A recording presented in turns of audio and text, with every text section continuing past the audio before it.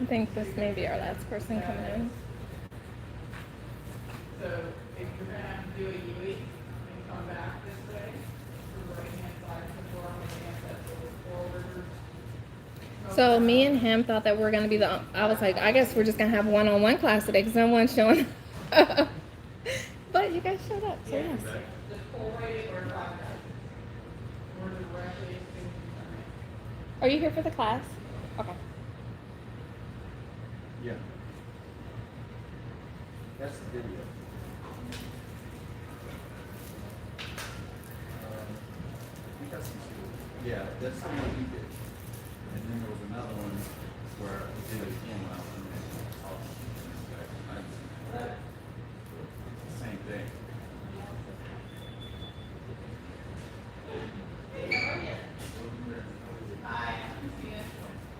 Well, Yeah, I'm at 511.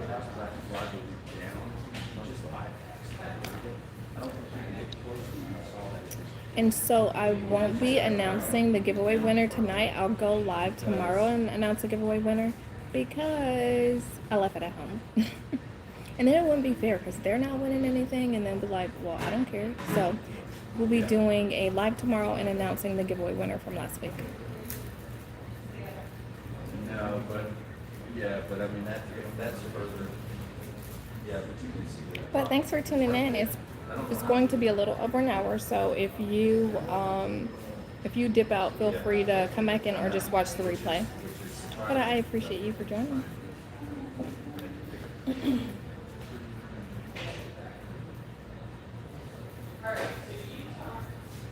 Alright guys, so we're going to go ahead and get started today. So my name is Avery and I will be your instructor today. So everybody's here for the concealed carry class today, right? Okay. You're like, no, stop Yeah. please. Why are we... Alright, so I'm your instructor. My name is Avery Skipalis and I am the owner of Skip's Tactical Solutions. So if you guys saw it, then it was probably that Skip's Tactical Solutions was teaching the class. So I am Skip. My company is Skip Tactical Solutions, and I am a firearms instructor. So I will give you a little bit of background about me so that you know who's teaching you. So I have been an instructor for 10.5 years now. I have been teaching on the active duty side. So in the Air Force, we have firearms instructors, and that's my job. So I have my side job, and then I have my other job. So my original job is Air Force firearms instructor, and then I became an NRA instructor as well, so that's kind of the civilian side. So been doing it for 10.5 years. Over those 10.5 years, I have been a Glock, well, I'm currently a Glock Advanced Armor, so I've been a Glock Armor for about 5, maybe 7 years. FN Armor, SIG Academy, and I've been to a lot of advanced shooting schools. So that's a little bit about me. And day to day, I teach people how to shoot. So a little over a year ago, even though I've been an instructor for so long, I felt like I needed to bring my skills to the civilian community because I teach active duty people all the time. So they don't want to hear it. I want to teach people who actually want to hear it and who really don't get a lot of that experience. So my personality is just a tad bit different. Like I already said, my jokes are not funny. So if you guys want to laugh, feel free to laugh. If not, then we're just going to wait for someone to laugh before I proceed. But I'm a mom. I have 2 kids. I've been in Tampa for almost 4 years. So I'm stationed here at McDill, and I'm full-time active duty. So my kids are probably going to watch the video and be like, every video I do, they're like, did you really say that? I'm like, I did. So that's a little bit about me. Like I said before, this is a very open environment. If you have a question, I want you to ask your question, or I will probably give you guys a break. And whenever we go on the break, if there's something that you're not comfortable asking, just pull me to the side and ask. And from this point on, you guys can always reach out to me. I have Facebook, Instagram, all that stuff, so you can reach out and go, hey, I have a question about this, or I have a question about that. So we are here for the concealed carry class. This will be a condensed version of the class that I teach. So I teach my own classes. I teach concealed carry, intro to pistol, intro to rifle, youth, all those types of things. But I'll cover that at the end. But this is just a condensed version so that you guys can learn a little bit more about concealed carry or brush up on some of your skills. The first thing that I want to cover though is the concealed carry mindset. Because I think that whole mindset is very important. It takes a certain mindset to go, okay, I really want to learn how to protect myself. I really want to carry on a daily basis because I'm going to be honest, sometimes it's not easy, right? Sometimes you're like, I know for me, I'm like, I really want to wear this one outfit, but, or we're going to go here and I can't quite take a gun here, so what am I going to be able to do? So it's really a mindset that you have to have, and I call it the defensive mindset. A lot of people go, well, are you scared? I'm not scared. I'm aware and I'm prepared. So if something happens, I'm not scared because I've trained for this.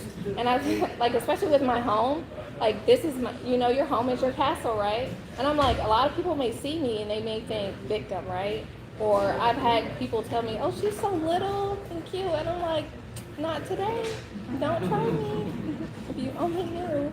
So I train and I have a certain mindset. I have a mindset to not be a victim because there are certain people out there who prey on people and you're not going to be able to stop that. So the mindset is to not live in a fairy tale land, right? All unicorns and rainbows, because it's not like that. There are people who, there's someone in your life right now that knows your routine and you don't even know they know your routine. It may be a neighbor who doesn't have a job, or maybe their schedule is complete opposite of yours, and when you're leaving home, they're just looking out their window or they're going on a walk. And these are things that you really don't think about, but there are people out there who have malicious intent, and you need to be prepared. You need to be prepared everywhere you go. I talked to a lady and she was like, well, I want to be able to defend my home. I don't want to carry it out of my house. And I'm like, well, why? Well, because I don't want to. And I'm like, what's the probability of something happening outside your home versus inside your home, right? So you want to be prepared everywhere you go, because a lot of these things are happening in gun-free zones, right? Because they know that you're not going to be able to defend yourself. So I have some notes that I will be referring to. So the concealed carry mindset, you have to have that defensive mindset, that mindset to never give up. So if something happens, if I encounter a threat, so I'll refer to, because I'm not going to call them bad guys, because they're not all guys. Girls don't do bad things, right? They do. But if I encounter a threat, and especially here in Florida, I'm willing to stand my ground. I'm not having a mindset to where I'm going to go, oh my God, I have to run. Like, I know I've trained, I'm prepared, and if I have something on me to defend myself, I'm not going to give up. And if I'm out somewhere and someone's like looking to harm me, or they say something like, give me your purse, or whatever it may be, I'm not going to just, oh my God, what am I going to do, right? You're going to have to think about it really quick, okay? And then you're going to be ready to just spring into action. So that willingness to never give up is something that you really have to think about, because everybody's not made for it. I've had people to take my class and they go, well, do I really have to kill someone? Like, can I just scare them? And I'm like, do you know if they're looking to scare you? Because you don't. You don't know their intent. Are you going to say, hey, so I see you pulled a gun out. Are you going to shoot me once or twice? Maybe. Where are you going to shoot me? You know, it's like, you don't know their intentions, but you want to kind of assume that they have bad intentions, right? So another thing is develop a plan. I have a plan. I have a plan right now, right? So if someone were to come in that door and we need to defend ourselves, I know that there's emergency exit. So I have certain things that I do on a daily. Like sometimes I stop and get coffee, right? So Wawa has some good coffee. And so I go to Wawa. So I go to Wawa, and I know when I go to Wawa, I know where my vehicle is parked, I know where I enter, and I know where I exit. So if something happens through this door, I could possibly go out this door, right? There's also a restroom there. But I'm also just kind of scanning my surroundings. Like, I'm looking for people. Because sometimes it's just those people who are out of place. And it may be nothing, but it may be something, right? So if there's someone, especially now here in Florida, if they're wearing a black trench coat, right, you're like, hold up. What's going on, my man? Why you got on a black trench coat? Okay, he's going that way, I'm going to go the other way, right? And I mean, they may not necessarily have on a black trench coat, right? But something out of the norm, right? And sometimes it may be someone that may be a tad bit fidgety, acting nervous, like, okay, what's going on? So I have a defensive mindset. I'm determined to not give up. If I give someone a command to stop, do not come any further or I will shoot you, and they keep coming, I'm not going to go, oh my God, I got to go. It's okay. So he's not listening. So what's the next thing that I need to do? Or she's not listening. What's the next thing that I need to do? And when I say develop a plan, you want to actually visualize that plan, right? So think about when you go to a restaurant. What are you normally doing when you go to a restaurant? Let's say you have a 5 to 10 minute wait, right? And you're with your family. A lot of times people are just on their phone for those few minutes, right? So if you're waiting for 5 to 10 minutes, what's stopping you from looking around, scanning, right? I know I parked, so this is the front. I parked on the other side. Where's the exit? And you can still have a legit conversation with someone and still visualize your plan. And like when I said, when I go to the gas station, I'm looking. I'm not like, oh, okay. I know where they are. So if something were to happen, it's not like, oh my God. Because normally when you don't have a plan, you just freeze. You're like, I don't know what to do. I'm about to die. So when you're in a restaurant, you can visualize your plan. You can look around. Oh, I'm just looking to see how many tables are open. I'm looking. Or I'm going to go to the restroom real quick. On your way to the restroom, you can look around, right? But normally, there's going to be an exit in the kitchen, right? Because they're like taking the trash out the back, right? They're going out back smoking. And you'll know, okay, I'm sitting here, there's an exit probably in the kitchen. And I saw that there was an exit over on the other side of the building. But I also know that my vehicle is parked over here on the other side, right? Because you want to know where your vehicle is because you're going to need to be able to get to safety. Or say if you left your firearm in the vehicle.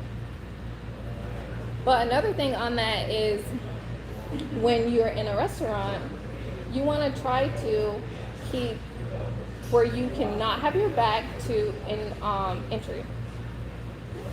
Because if something's about to go down and let's say someone with a ski mask came in and the whole restaurant gets quiet, right? And your back's to the door, you're like, why are they so quiet?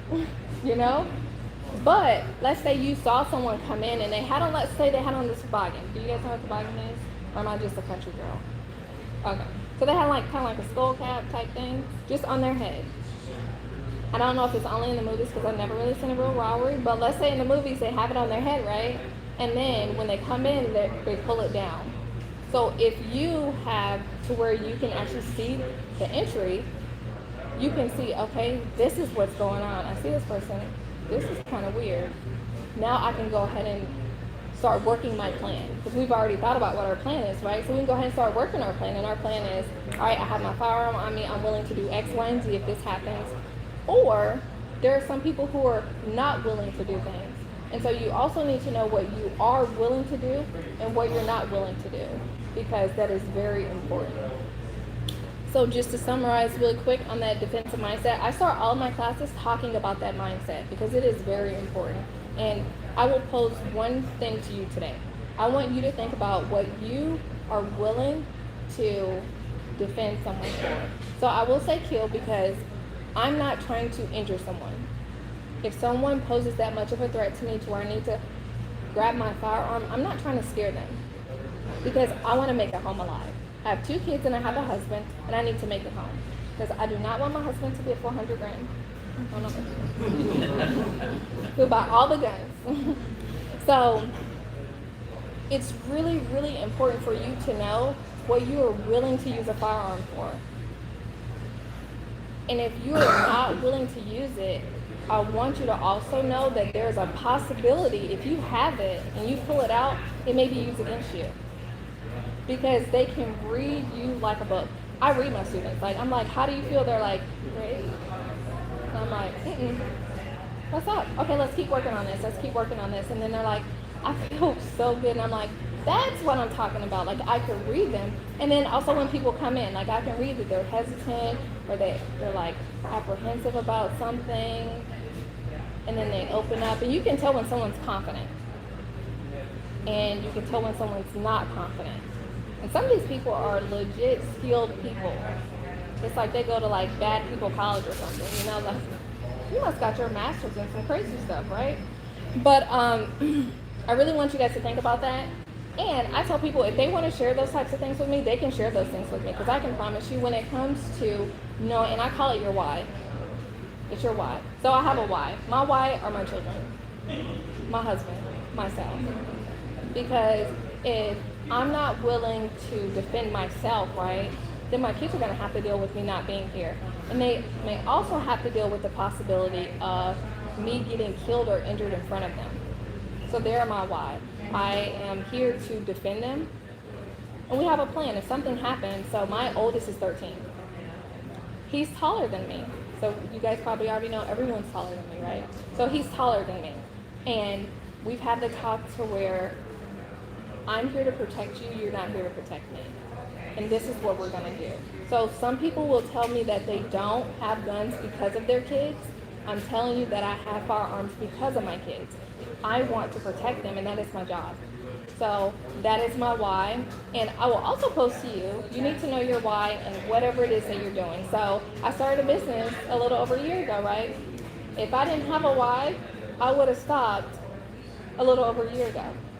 Because when it gets hard, you're going to have to lean back on your why.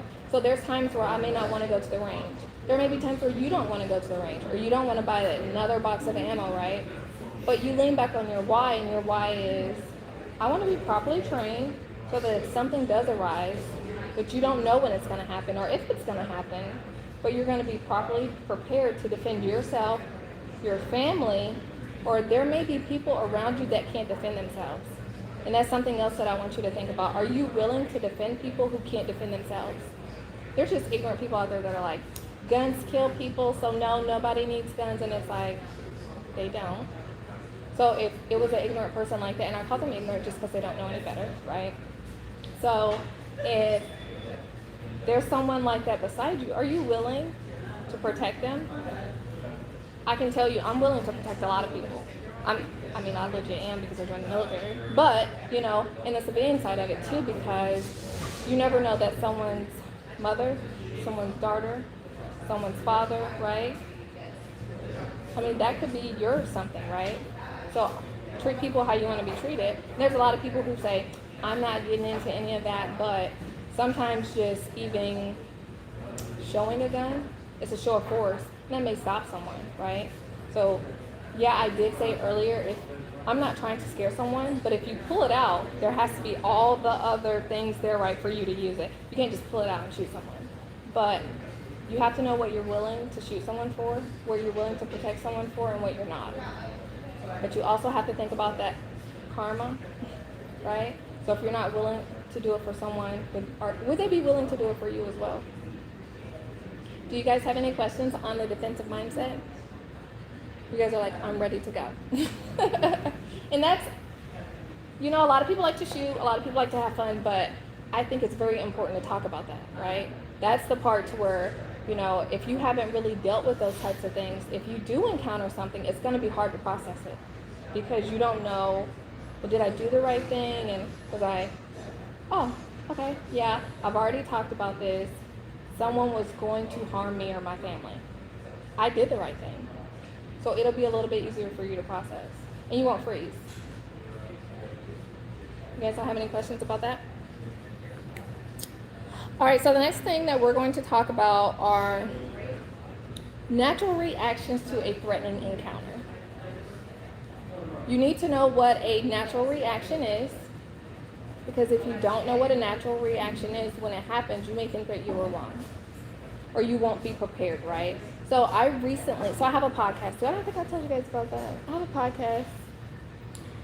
It's not that good, but I'm working on it, okay? I'm a firearms instructor. I'm not an editor and all that.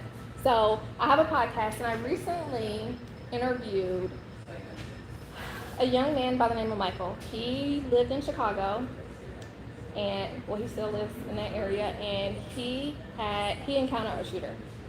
He had his son with him, and he was walking to go drop his son off, and he encountered a gang member, a supposed gang member, right?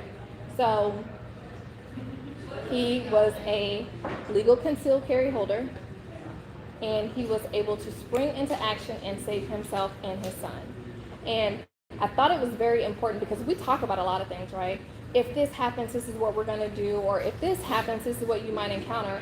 But I was able to talk to him very shortly after it happened, and he was able to share a lot of things with me to where, you know how, like, so you guys are a little bit older, so you know everything that your parents told you was real. You're like, oh my God, they told me not to do this.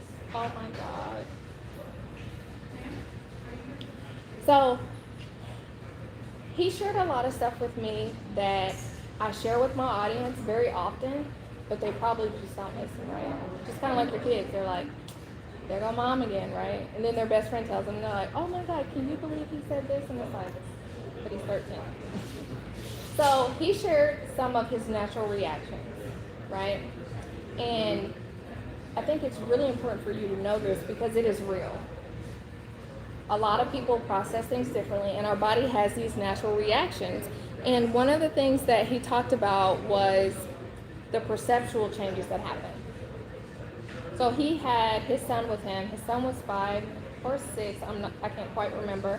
But he had his son go back and hide. So someone is actively shooting at them. And he said he got tunnel vision. It is real. You will possibly get tunnel vision. You can also get auditory exclusion. And another thing that he talked about was that natural fight or flight. And with that, he just immediately sprang into action. It wasn't like, oh, let's go do this. He was willing to protect himself and his son. But what was awesome was that he was actually prepared to do it. And he trained. So he was really prepared. Not only did he have the right equipment, he had the right mindset and he had the right ability to be able to do it. And there's where you may freeze. You may possibly freeze if you're not prepared, right? Because like I said before, you're going to have to think about these things like, so what am I going to do? What am I willing to do, right? And then there's also submit. There may be a time where you may need to submit. Some people may go, I'm not ever going to submit. But you may just naturally submit, right? And then there's also your posture. People, sometimes their posture just changes when there's a life-threatening encounter, and that's just something that's natural. So I think it's so important that you know these things because if you don't know them, you may think that you're wrong. And then there's also, excuse me, where your pupils may be dilated. And something else that he said was, if you ever really listen to people who encounter these life-threatening situations, he talked about how he actually was able to line his sights up on his gun. So he was so this is a fake gun, guys. No, I'm not extra, and I just brought an orange gun in here. It's a fake gun. So what he did was, he pulled out his firearm and he was able to line up his sights, and he saw his sights on his target. When people encounter these life-threatening encounters, they might possibly not even see their sights because you have a natural point of aim. So you pull it up and you find your target and bam. Something else that he shared with me was his heart rate. Think about what happens when you get scared. Your heart. What happens when you're speeding trying to get to 511, right? It's going, baby. It is going, right? So your heart's racing, right? You may start breathing a little bit heavy. So I'm going to show you guys this. So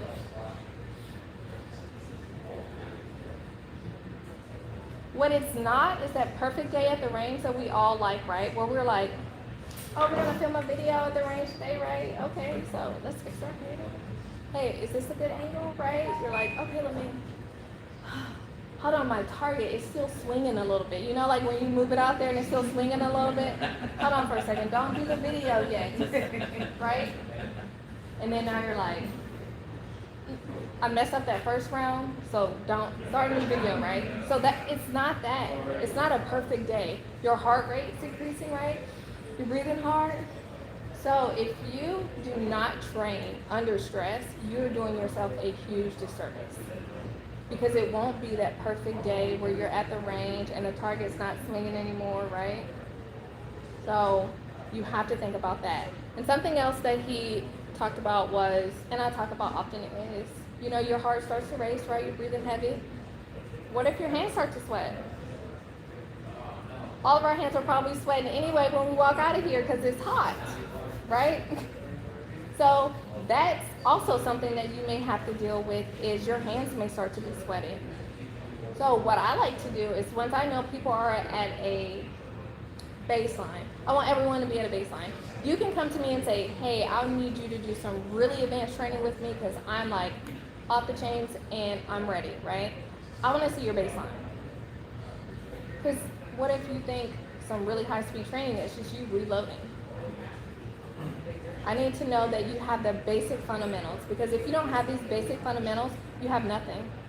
It's just like a home, right? You don't want them to ever rush your foundation, right? You're like, no, take your time. Go ahead, right? Because you need that solid foundation, and then you want to build on that solid foundation. So that's what this is too. You want that solid foundation, and you want to add stress. You want to add a little bit of everything in there once you have your baseline. So if someone comes to me, I'm literally, don't take this offensive, I'm babying them through that process. How do you feel? All right, sit the gun down really quick. Gather yourself. I don't want you to learn in a stressful environment. I don't know about y'all, but I don't like nobody yelling at me. Right? A lot of people don't learn like that. Small percentage of people do learn like that, but I want you to pick up everything that I'm putting down. And when I'm doing that, you're really building that foundation. So I've had here recently probably 10 people who've never touched a gun before, right? And so in the military side of that, I don't get that, you know? All my people that are coming to me, they're already experienced. So on the civilian side, I'm really babying them through this process because they don't understand, you know, how a gun works. So they do a legit class with me, and we're talking and we're doing all this. And then we get to the range and they're like center of the target, and I'm like, is this punk? Like, what's going on? Is this a joke? Like, what's your background? We already talked about this. Were you truthful? And these are like older ladies too sometimes, and they're like, no, what I did was I just listened to what you said. So everything that you taught me, I applied it. I'm like, are you sure you never shot the cop? Are you sure? There's no refund, but that's... So it's really important to make sure that you get that good solid foundation and you build upon that. And a lot of new shooters, and so guys don't get mad at me, but they say women shoot better just because they kind of sit their egos to the side, right? And they're here to focus, they're here to learn. So someone else may have told them something before, but they're like, I got this, I want to learn this material, right? Women come in, they're like, okay, yeah, I'm listening. They might even bring paper and take notes. The guys, some of the guys, I thought, they're like, okay, I'm gonna go to the bathroom. And so it's really important for you to make sure that you are getting that good baseline, right? And just know, if you do encounter a life-threatening situation, right? Think about what happens. So sometimes I got left foot. I hope ain't none of y'all cops, right? What happens when a cop was like, or you even see a cop, you're like, you slightly almost have a heart attack. Your heart starts beating fast, right? It's kind of like a life-threatening encounter. You're like, I cannot get another ticket. But you have to make sure that you're prepared, right? And being prepared, first step is that mindset, right? And I tell people, if they come take a class with me, they've already kind of thought about, like, say, for instance, a concealed carry class. Something brought you to sign up for that class. But I will also tell you, I've met people who will sign up for a class, take a class, and 3 months later never apply for their license. Or I've had people who come to me and they're like, hey, so I took a class 5 years ago, never got my license, I need to take another class. So I'm that instructor who I will call you, because I do have your phone number once you sign up for my class. I will call you and follow up. I will give you a solid 30 to 45 days to apply for your license, and I'm calling you, right? Because it's better to need it, to have it, right? And you're not pressed. You have it. If you want to carry, then you carry, right? But what a lot of people end up doing is, I'm good, and bam, something happens. And they're like, I need this license like yesterday. Like, why is the process so long, right? And they're being reactive versus being proactive. So you need to be proactive. And something brings you to think about concealed carry, right? And we already talked about what that was, because there's a whole bunch of crazy people out there, and we just need to be prepared if those crazy people ever try to encounter us, right? And try to harm us.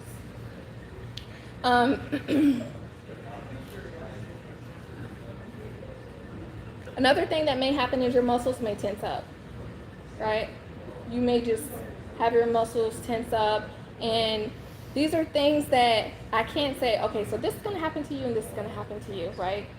I'm sharing this with you because I really want you to know that I just talked to someone who had this happen, and he shared a lot of things that he experienced. Another thing that he experienced was, so he can't say how many bullets he shot, because it was one person who was steadily shooting rounds at him and his son, right? But what he did have to do was reload. And so he can say what size gun he had, what type of gun it was, right? So you can guess how many rounds he probably had, right? In a standard full magazine. But he had an additional magazine with him. And you always need to have another magazine. So for me, my concealed carry is a smaller handgun, right? Because I don't have a lot of real estate on my body. So only way I'm concealing this is if I got on a hoodie. And I won't be wearing a hoodie until probably December, right? Or if I'm putting, I off-body carry sometimes, and I'll cover that later. But for me, if I can only have, so I moved from the Glock 43 to the SIG P365 because of the magazine capacity. I need something that's going to be a little bit smaller, but I can also have more rounds with me. And so with the 365, I may have 11 rounds. But what happens if that first round you miss? You can go ahead and bet that you're probably going to miss that first round, because you're going to be so stressed out, you have so much going on, right? So if there's 2 or 3 people, or this person's like ducking and dodging, right? Because they're not going to go, okay, let me square up. Shoot me, right? And then they're like, your turn, and they're like, your turn. They're not going to do that. So always have an additional magazine, because bad people typically travel in packs, right? They don't like to go out alone. They like to take all their bad homies with them, and then they're just doing bad stuff. Or you can't see, or you're trying to keep someone down, or whatever it may be. Always have a spare magazine, because you may think it was only one person, or there was only 2 people, and then 2 more people come from a different way, and you're like, oh God, I only have 1 magazine with 5 rounds. What am I gonna do? So always have a spare mag on your person. Don't have a spare mag like in your car somewhere. You can have a spare in your car somewhere, right? But you want to always have, wherever your gun is, you need an additional ammunition source. And he said that he went to his car and he reloaded. He didn't go back to the guy, but because now he called the cops, and you never know who's coming now. There's been gunfire there. He lives in Chicago. It's like, it's crazy there. Another thing that I'm going to cover with you guys is concealed carry weapon selection. So sometimes I will refer to it as a weapon. A lot of civilians refer to it as a firearm, but my full-time job, we use it as a weapon. And typically you're going to be using it as a weapon as well. But when you think of a concealed carry handgun, a lot of people, so first I'm going to talk to ladies, sometimes men too. So sometimes they may go, you really want this cute, nice pink gun right here. And you're like, not necessarily, but I mean, pink is cute too, right? So when it comes to a handgun, you need to know that there are certain things that you need to look for, right? They're not one size fits all. When people reach out to me and they're like, what's the best gun for a woman? And I'm like, I can't really tell you that. It's not that I want to take your money and have you come take a class with me, but there's certain things that you need to be able to do to find out what the best gun for a woman is. One of my first civilian clients that I taught, she had a little revolver somebody had bought her. And she was like 6'4", and I'm like, hey man. Her hands were way too big for that gun. And so I'm like, okay, let's see if we can do this, and it wasn't working. So I'm like, okay, we'll try this. So when it comes to a firearm that you're getting for concealed carry, it's very important that you kind of treat it like you treat a vehicle. Do you go and go, that car is hot, right? I'm just gonna buy it. Or you're gonna test drive it. You're gonna open it up, you're gonna find out some details about it. What's that sticker price? Can you guys go down on the price? Or is that just me? I'm always trying to hack. Is there a better deal? But you're gonna do your homework on it, right? You're gonna do your homework and you're gonna go, okay, first I want you to be informed on, well, first we're gonna have to find out what handgun is for you, right? When you ask me what gun is for me, what do you want the gun for? Because if you want the gun for only home defense, we don't have to worry about you concealing it on your body, right? Because you're strictly going to use that for home defense. But if it's a firearm for concealed carry, I need you to know that it's going to need to be a handgun that's smaller. We're not going to be taking a rifle, concealing it. We're looking at a handgun. Or someone, I want a gun for hunting. Okay, where are you hunting? So it's really important to know what you want it for, right? And so let's say we want it for concealed carry. So for me, one of the first things is caliber. What bullet? So anybody in here, so the people who do carry, what are some of the round sizes that you carry? 40? 9. 9. 9 mil 45. So I am a 9mm girl all day, every day. I think about a lot of things. I want to be able to afford it, because like I said, I'm real cheap, right? I need something that's going to be very affordable for me. For one, I need to be able to purchase this handgun. It needs to be within my price range. I also need to be able to afford to go to the range and shoot it, right? But go to the range and shoot it also comes with range ammo, right? Target practice ammo.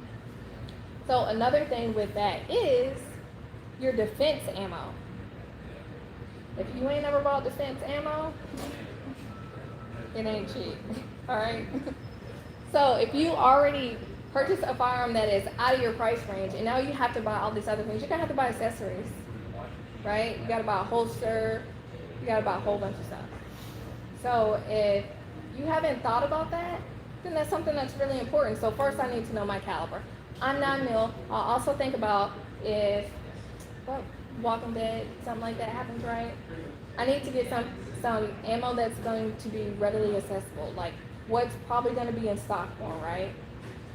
In bulk. So I'll probably be able to get 9mm. But I also want to think about a caliber that is easy for me to shoot, right? So if you shoot anything higher than a 9mm and you try to get someone else to shoot it and they are not used to shooting it, it can easily turn them off from that process. And I have a lot of guys who are like, oh yeah, my wife is just gonna shoot this, and it's like, she ain't never going to the range with you after she shoot that one round, all right? You might be on the couch. Because everybody has different hand strength. And that's something else you're going to have to think about, is the hand strength. So there's going to be different things you're going to have to do. You're going to have to be able to effectively pull that trigger all the way to the rear to make the round go. But you're also going to have to be able to manipulate the slide. If you cannot manipulate the slide, don't ever think there's going to be somebody else there that's going to be able to do it for you. So in my other job, when my students have a malfunction or something like that, first thing they do is they go, looking at me, and I'm like, you need to immediately go into what you need to do, right? Because if you encounter that somewhere else, you're not going to be able to look at me. You're going to need to be able to do that second nature. So I tell them, we can have this whole stare down all night long, all day long. I'm going to win. You have a malfunction that you're going to need to clear, right? And then you're going to be able to do that yourself. But if you can't do that, I can help you, but I need you to know how to do it, because someone won't always be there to do it for you, right? Although we would love for someone else to be like, I need you to load all my rounds, save my little thumbs, right? But you won't have someone there all the time. So you need to know how to load it, how to unload it, because that is you. That is your gun. I call my gun my lifeline. I also call it my equalizer. I don't care if you're 6'5" and I'm 5'2.5", by the way, and a half. That levels the playing field. Because with some well-placed shots, look, he won't be 6'5" no more, he's on the ground, right? But well-placed shots. So this is your equalizer. This is your lifeline, because it's saving your life, right? And you need to think about, so I'm gonna just recap some things I've already talked about. You need to think about what caliber you want. What do you want it for, right?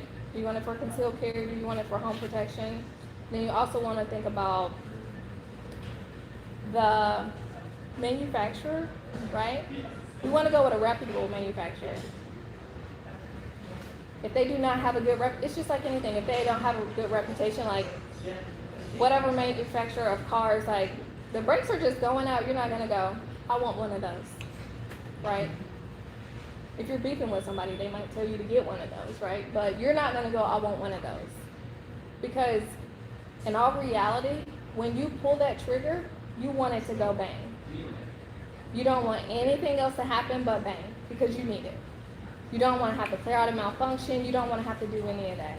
So how reputable is that manufacturer, right? If they got some issues, so it's the manufacturer, and then you also want to think about the make of that gun, that model. So let's say, for instance, the SIG P365, it had some issues when it first came out, right? So when that gun had issues, were people trying to go buy SIG P365s? No, if they did their homework, right? So you want to make sure that you do your homework and you know, you're like, all right, so I'll look this up. Man, my buddy did tell me that customer service was horrible, right? If they got horrible customer service, I'm going to look that up. Because if I need to send my firearm in for anything, or if they have a recall or anything happens, I don't want to have to deal with garbage customer service, right? Because you're paying for their product. You also want to think about, when it comes to hand strength, it is how easily are we manipulating this slide. If you cannot do that, do not get that gun. That's why I want you to practice. I want you to find what you might like, right? And I take my students out, we have like maybe 4 different options. We're gonna go with what's within their price range and what I think may work for them. So when we do that, if it is not good for them, it is not good for them. I'm not like, okay, well try to hold it like this, right? But what I will tell you, if you practice, it will be easier. Anything, right? You don't just hop on a bike and be like, oh, I got this. There's a whole bunch of falling in that process. So when it comes to finding a firearm for concealed carry, there is a lot that goes into it. Like I said, I want you to try it before you buy it. There are places where you can go and you can rent a firearm, or if your friend has it, you can go, hey, can we go to the range so I can try that out? And when you go try it out, you're like, I kind of like this. And you're like, let me try that one. Ooh, I like that one too. What did you like about this one? Well, I liked how easy I was able to do the side, but then I didn't like that trigger. But just know that there are a lot of things that you can change out with a firearm. You can change out your trigger, you can change it a lot, right? But you want a manufacturer that is going to be able to have a lot of aftermarket accessories if that's something that you want. Because sometimes they're just like, I have no idea where to buy this. I don't either. You're gonna have to do your homework. Or you want to also get a manufacturer that in your area there's going to be able to be people that can work on it. If it's one of those that a lot of people don't have it or nobody really knows how to work on it, then if it goes down for maintenance, who's going to fix it? Or do you have to ship it somewhere that's further and you're like, now you have that much longer that you don't have your firearm, right? So these are just some things that you need to consider. Do you guys have any questions on selecting a firearm? No? I've looked at that also on that slide, you know, some guns are hard for people with weaker wrist strength and whatever. And, that when that 380, the easy 380, Mhm. Smith and Wesson, Smith and Wesson, right? Mhm. Great easy.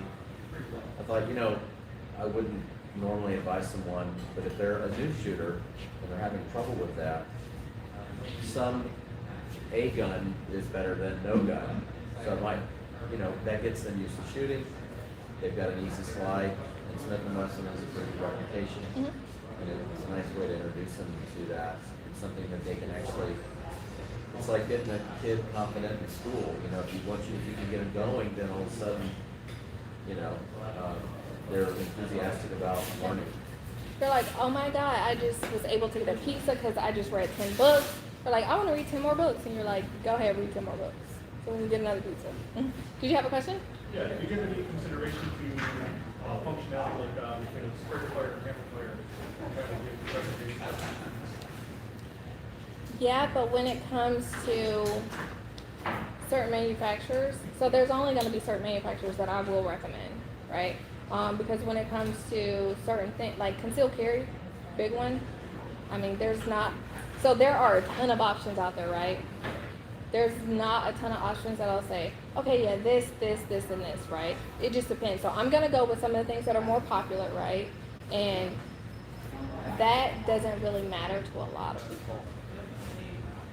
It's just really the reliability. Some people have like their hang-ups, like this is more reliable than this, but it's not really based off of facts. Sometimes it's what they prefer. And then so you mentioned the Smith & Wesson 3D Easy. So another thing when it comes to people being able to manipulate a slide, think about, so we've all struggled with the slide before, like everybody in here. The guys are like, slide, I've never struggled.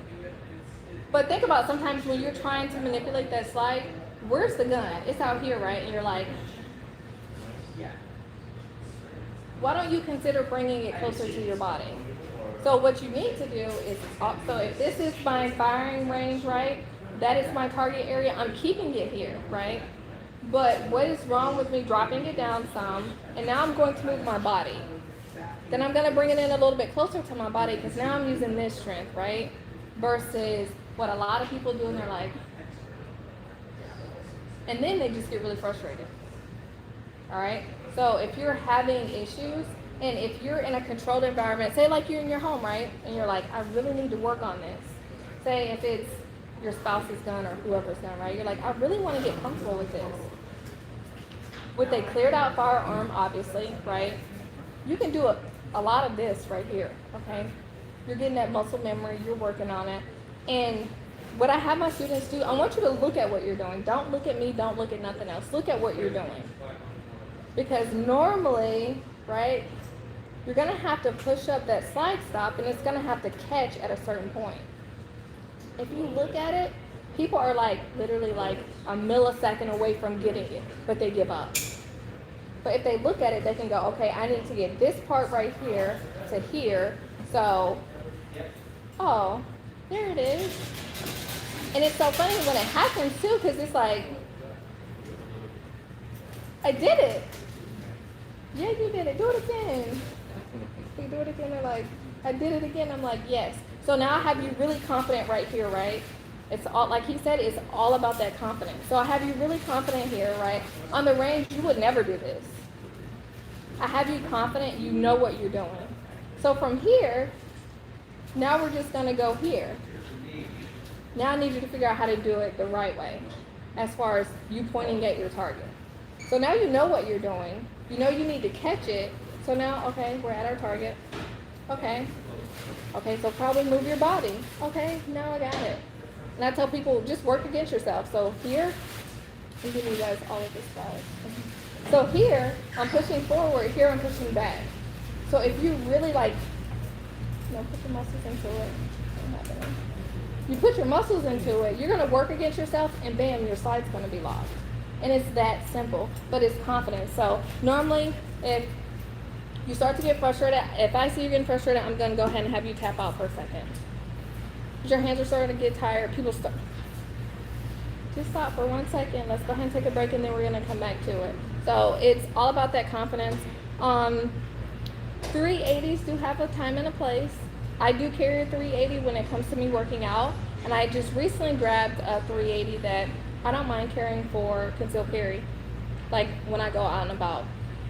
And I don't care what anybody tells you, it is all about a well-placed shot. Okay? So if you have, and I've seen people who are like, nah, I'm gonna just shoot this 40. And it's like, what are you shooting at? Do you shoot your target? They're like, yeah. I'm like, oh, okay, it didn't hit the target. So you can have the largest caliber, right? But if you're not effectively hitting your target, it doesn't matter. So when I teach new shooters, if it's someone who's very timid, shy, I may start them off with a 22. I want them to feel like the best shooter in the world. And then we're gonna move up. And it's like, okay, you did that. So now you know what it feels like. If you were scared, you're like, okay, I can do this. But I tell them, I want you to control this object, which is the gun. I don't want you to let that object control you. Because you can easily get hit in the face, drop it, whatever it may be, if you don't control that object. But just knowing what you are really supposed to be doing and having the confidence. And one of my students, she said that, like, when she leaves the range, like, she has like a range walk, and it's like that swag. She's like, you know, and it's like you feel so good. And I love when my students leave. It's like you have like a little graduation and everything. It's like, here's your certificate. But when they leave, they're so much more happier, right? And it's like, thank you so much. And it's like, thank you. Like you really applied what I taught you. I didn't do anything. I didn't pull your trigger. I taught you something and you applied it. And so next we're going to talk about concealed carry methods and a holster selection. And then towards the end, we'll do some questions, and then I'm going to show you some of the items in here that you can possibly purchase to help you with your concealed carry lifestyle.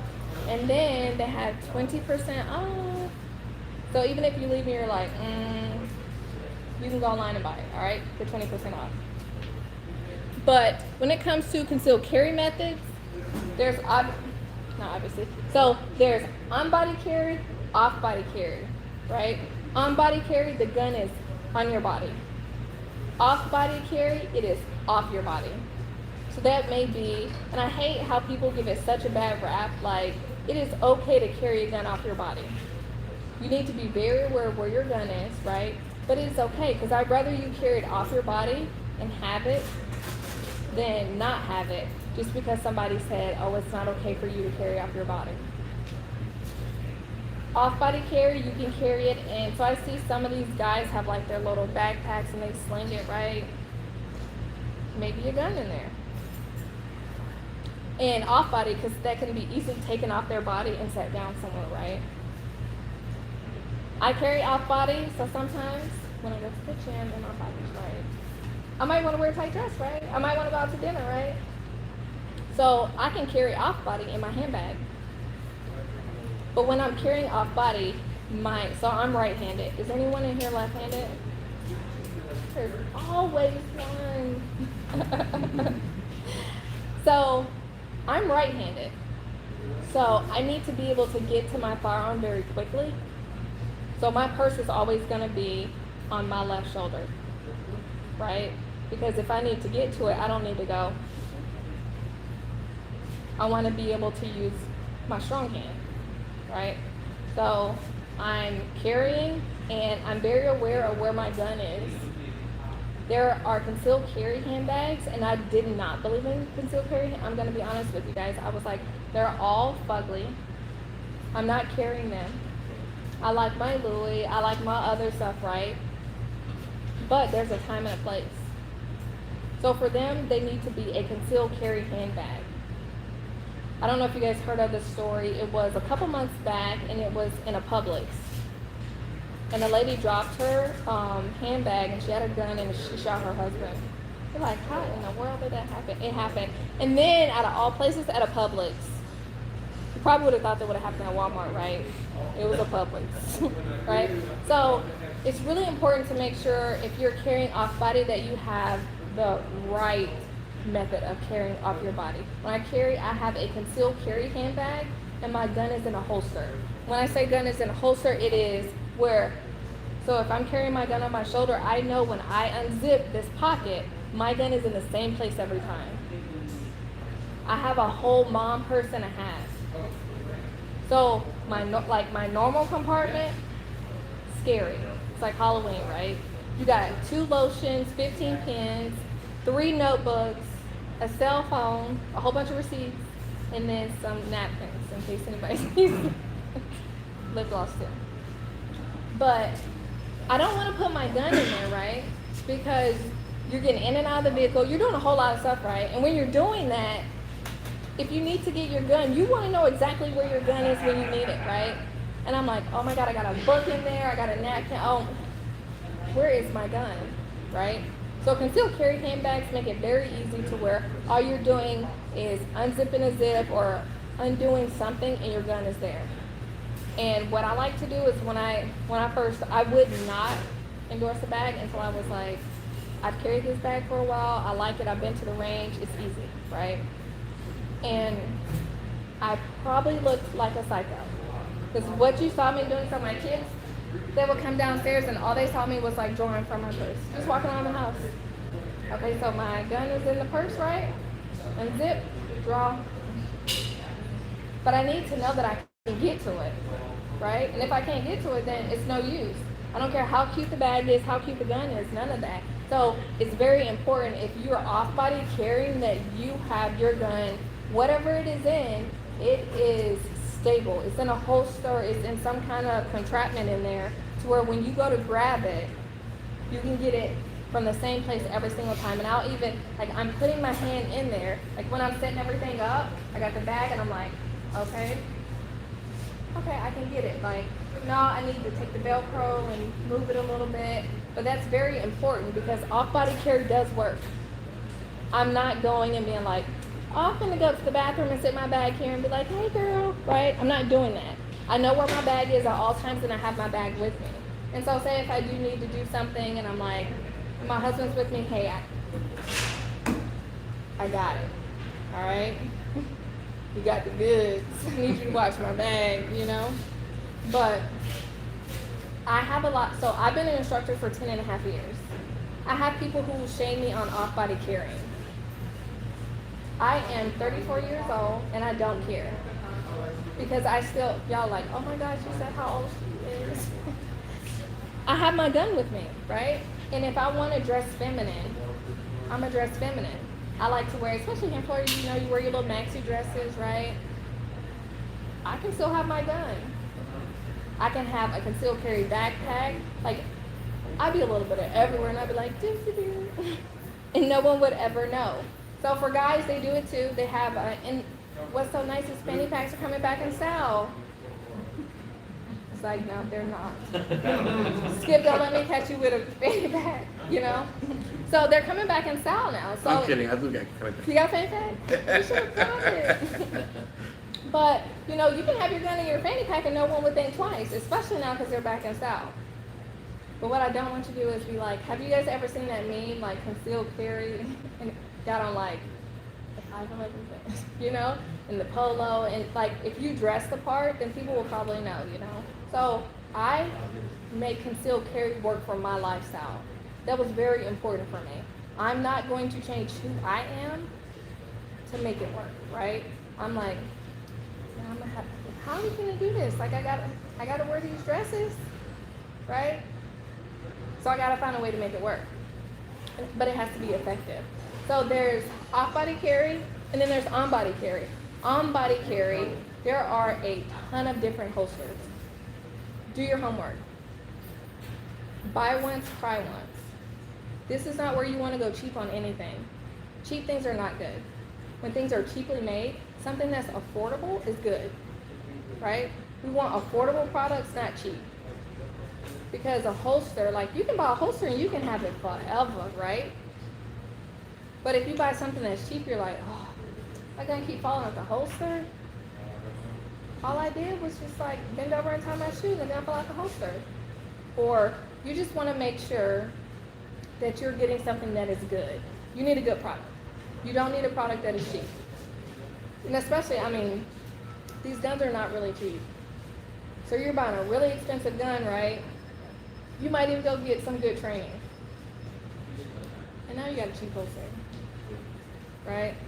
And holster selection, there's a ton of different ones. I'm a big fan of Kydex. I'm not a fan of leather. That is me. Leather wears over time.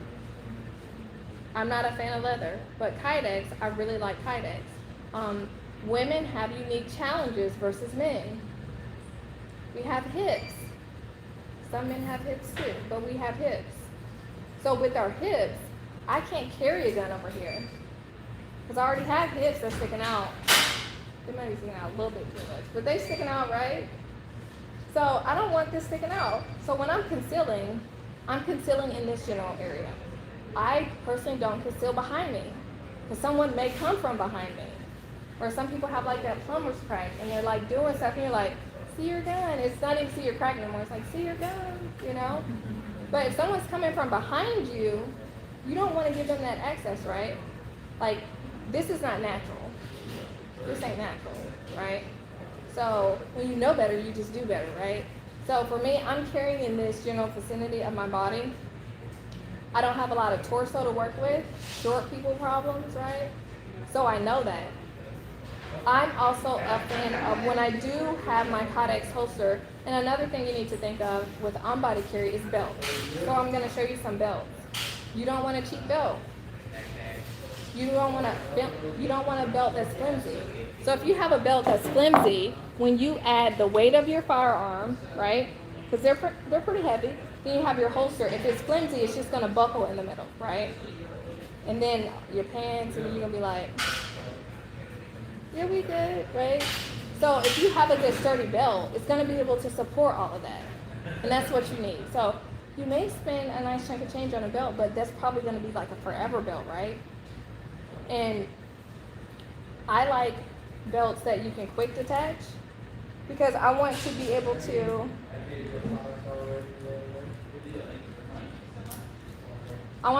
quickly, I'm not going to say I'm lazy because I'm not, but I want it to be quick. I want to be able to press something and it's done. And I mean, they come in all different colors. So I'm a fan of black because I can dress it up and I can dress it down. I'm not really a fan of this.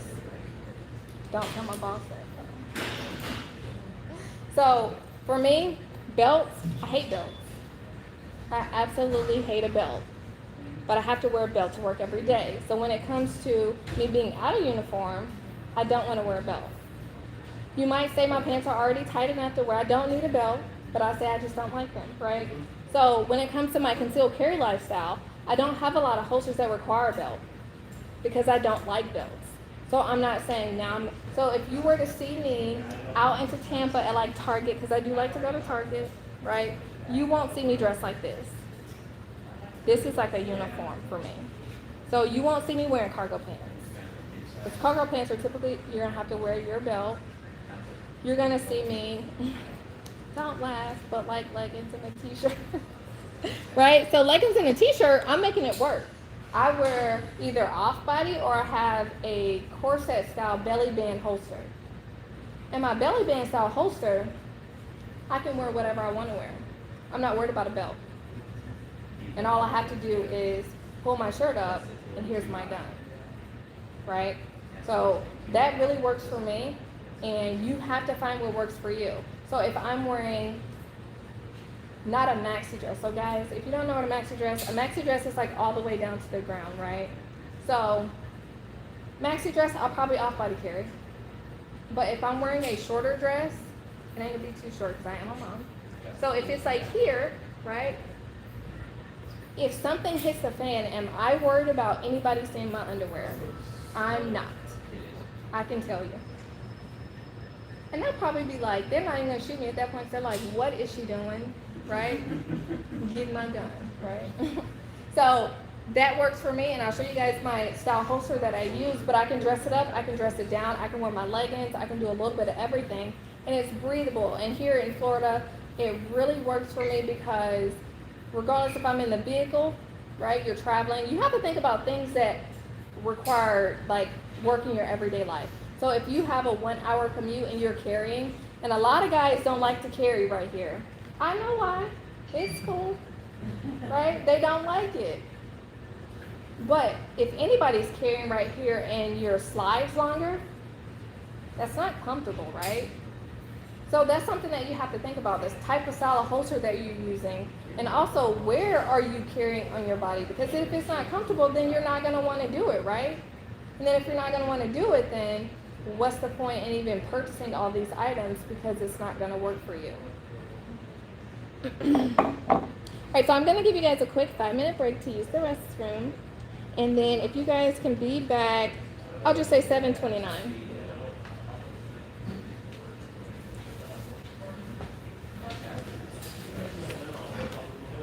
If you guys want some Twizzlers, you can get some Twizzlers. If you want a water, there's more water up here.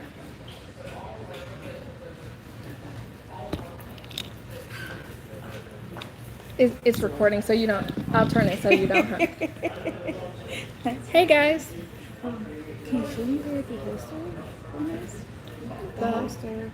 Yeah, I'm gonna pull them out after this break. Okay. Are you leaving? I want to. Okay.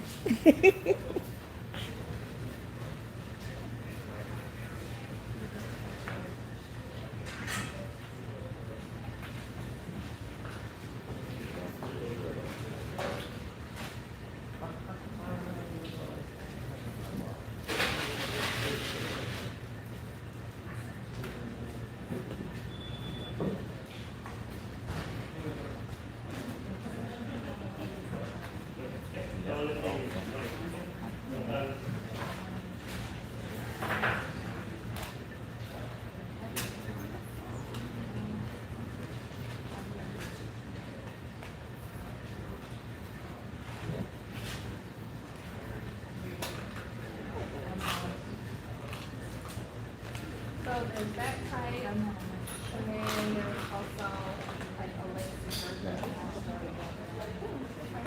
And it adjusts in the back as well. Hey guys, thanks for tuning in. If you guys have any questions, let me know. I will make sure that I go back through.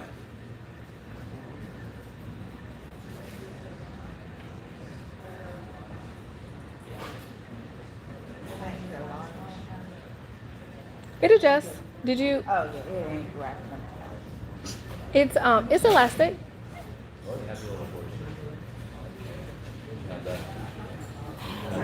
Hey guys. Hey Nymil. Hey Yarn Dragon.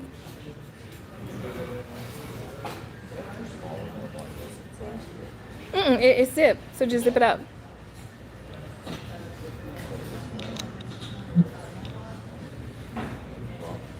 Hey guys. Thanks for tuning in. See, you just gotta believe in yourself. And then you can, and then adjust in the back. Hey Marv.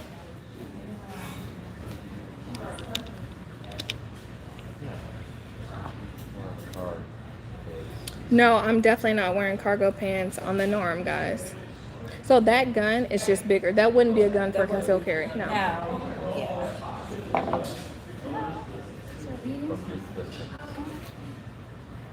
And 20%? So no, so those are mine on my website. Can I buy? Do you have any with you that I can buy? Can I buy this? I don't have it with me. But if you wanna go on my website, I can ship it to you tomorrow. Okay. Right now? You can, or if you wanted to pay cash, I can, or no, you can go online and, no, it's fine. You can go online and purchase it, and I can just ship it out to you tomorrow. Okay. Alright, cool. I like that one. What do you want that size? Yeah, that'll work. Because the one, my on body is a 380, so that should work for. It will, definitely. Okay. And then, do you know what? So this is a small. Oh, I thought that was a medium. It's a small, so that one might be medium. And it adjusts, so this is on the smallest setting. Is this the It's a lace version. Well, it's a different one. But so this is on the smallest section, so it lets out to be bigger. Okay. So it's kind of like twofold. I like it because it makes my waist look smaller. I need. You know? I need So that. it's, I have that, and then it needs to be, it needs to be snug, but not but not too- uncomfortable. Yep. No, I like that. And those pants, Mhm. They're on the wall. Right here. They're the So, wall but cats. see, this is a possibility too, right here. This, under, like in your workout clothes, because this has a little place for you. Is this what you wear? Yeah.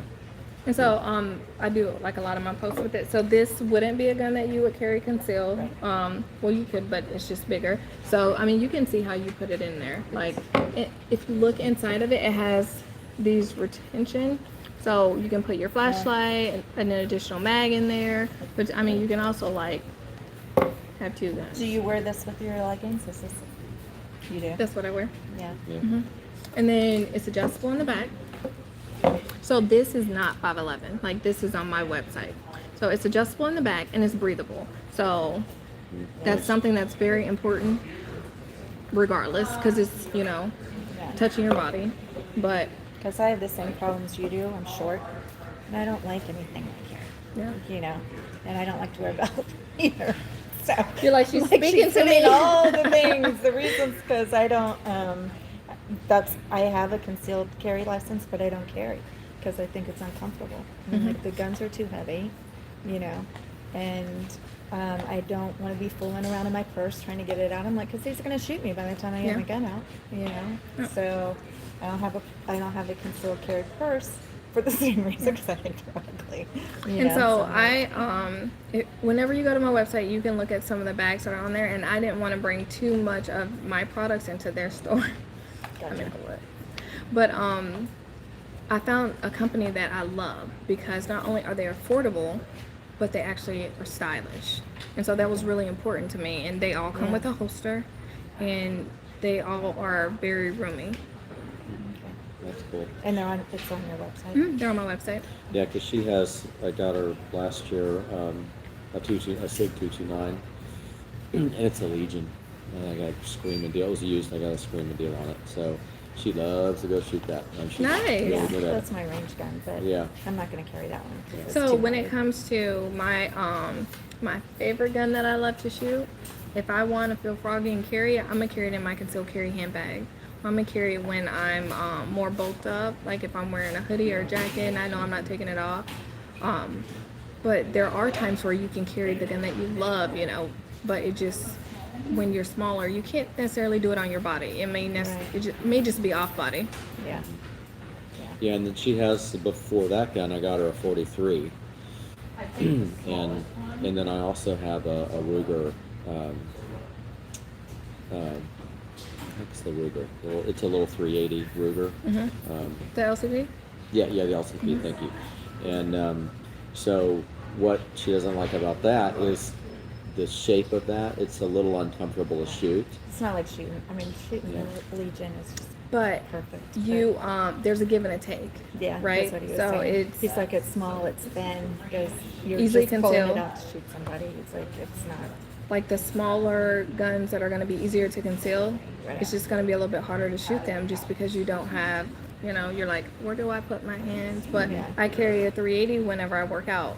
It doesn't put LCP when I work out. I'm not putting a lot of additional weight on my body when I go run, but I have something, and I have it, and it's a reliable handgun. You wear this when you work out, right? Yep. Yeah. Well, and then I've worked with my wife, of course, but with other people too, and it's the same question, you know, well, what are you using this gun for? Because you don't just need usually one gun. You kind of have to decide where you want to start with guns, but you're probably going to have more than one. So if it's for concealed carry and you need something small and compact like that, I bring that target all the way up, because I'm like, it's going to happen maybe here, Really close. or maybe here if I'm lucky, but there's a good chance it's going to be like all up in your business. Yep. And then, so if that target, if it's 3 feet away, where that's likely, that encounter is likely to happen, you don't even use the sight, you just punch it right there, and then I'll ask them, how'd you do? And of course, they're almost always within at least a sheet of notebook size paper on that target. I'm like, the job is done, because now if you need to create some distance, you just created a stopping point, Yep. and you can take another step back, and you're still shooting at that Yep. point, you know. That's So, really important. Yeah, that's the tough. That's good. Hey guys, you want to go ahead and come back so we can wrap it up? And I like something else I heard too about the whole thing you're talking about, the close body racking and pushing it through. And one of the things, I'm a USCCA member Okay. for my insurance, and they just did a thing on if you may get the gun taken away. So if you have your gun and the perpetrator's close, your gun is here. Now your gun, if let's say you need it to rack it, but you don't have time, now it's a target. Now it's a weapon, and I have such a grip on it that it's going to be harder for you to get it away. I never had thought about that before, you know. But it also went with that whole thing where it's close, and I can rack it and shoot, or use it as a weapon too. So it was good. They do some really good videos and stuff on their website. You're like, do not put me on that camera. I'm That's not. okay. What's your name? What's your name? Paul. Paul. We about to put Paul on the camera now. He's like, don't do it. I don't mind. All right, so we are going to wrap up the last bit of the class. You guys have been fantastic. It's not over. I'm just letting you guys know that you've been fantastic. Like I said, if you guys have any questions, make sure that you ask your questions.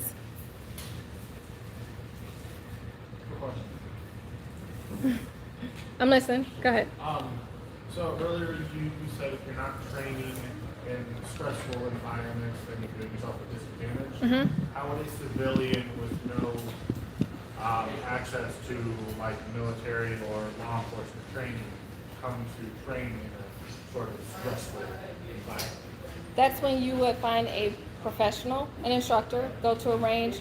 Typically, ranges have instructors. And you find a certified instructor, right, who can do those things with you. But just know, like, you want someone that's going to be certified. Like, I know for me, I have insurance, like instructor insurance. And so when I go to the range, they're on my insurance, right? I'm doing things one-on-one with my students under me, not under that range. So there's a lot of ways. Just take a professional class, and I talk to my students about what do they want to get out of the class. And then I do private lessons. On my private lessons, it's, okay, what are your needs? What do you want to get out of this? Okay, so we're structuring everything around what they want to get out of that, and not a standard class.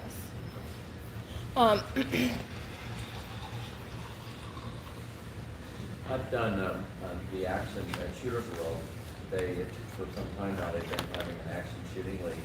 They're not doing it to me right now, but that's been pretty good. I mean, it's definitely a lot more involved than just going to the range and shooting at the target. Because they'll do different scenarios. And it's funny just knowing that there's 20 people standing there. Everybody's watching you shoot because it's your turn. And it's time. It's amazing the stuff that you'll catch yourself doing, and you realize that's when it really dawned on me about carrying the extra mag. The first few times I did that, within seconds, your 15-round mag was empty. Yep. And you know, in those scenarios, and sometimes you need more anyway, but it really helped me understand how fast that 15-round mag would be empty, and then what I'm going to do Yep. if I don't have an extra mag, or if I have a malfunction. You know, you're screwed at that point.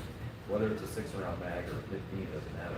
If it malfunctions, you gotta drop it. Drop it and put that new one in. You gotta put that in. But that action shooting league has been really, really great. That's good. Yeah. So, I mean, that's an option. Sometimes instructors do private one-on-ones or groups or whatever it may be. I know there's sometimes there's groups that come in and they do like that actual action shooting. Next, I want to cover shooting fundamentals. We already kind of talked about it before. Your fundamentals are everything. They're everything. So you want to make sure if you don't have a good baseline, you get a good baseline. A class, maybe $150, $200, maybe even cheaper than that, right? But this is going to be something that's going to teach you that baseline, and now you can build upon that yourself. You don't have to keep going back to them every time. You can take a class, know what you need to find out what you need to know, and once you get those, you're like, okay, now I can do this and this. So you get your fundamentals.